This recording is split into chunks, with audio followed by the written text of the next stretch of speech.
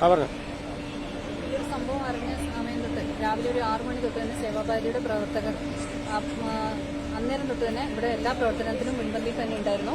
1000-ന് മുകളിൽ ദിവസവും സന്നദ്ധ പ്രവർത്തകർ ഇവിടെ വന്ന് പ്രവർത്തനങ്ങൾ നടത്തുന്നുണ്ട്.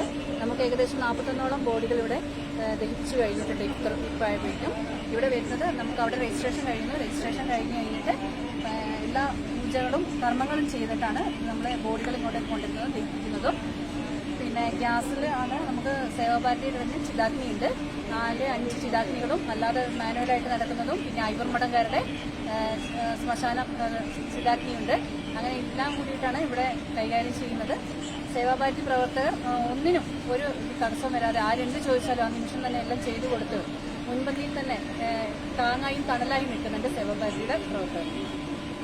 ആഹാര സാധനങ്ങളും അതുപോലെ ഇവിടെ വരുന്ന എല്ലാവർക്കും ഭക്ഷണം, കുടിവെള്ളം, എല്ലാ സാധനങ്ങളും, അതായത് ജാക്കറ്റ്, ഗ്ലൗസ്, മാസ്ക്, സാനിറ്റൈസർ, മരുന്ന്, പിന്നെ പ്രതിരോധ മരുന്നുകൾ, ഗ്യാസ്, അങ്ങനെയുള്ള എല്ലാത്തിനുള്ള മരുന്നുകളും സേവാഭാരതി പ്രവർത്തകർ ഇവിടെ കൊടുക്കുന്നുണ്ട് എല്ലാവർക്കും.